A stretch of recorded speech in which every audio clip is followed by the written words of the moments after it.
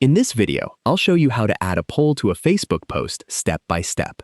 Polls are a great way to engage your audience and collect opinions, but it's important to know that poll availability depends on where you're posting. Regular Facebook profile posts generally don't support polls, while polls may be available in Facebook groups, events, stories, or through certain page features. To get started, open the Facebook app and sign in to your account. Navigate to the group, event, story, or page feature where you want to create a poll.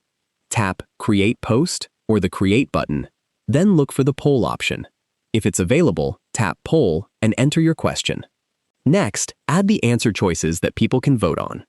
Depending on where you're posting, you may also be able to customize settings, such as allowing multiple answers or adding more options.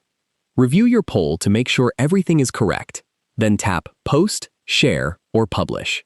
Your audience will be able to vote, and you can monitor the results as responses come in.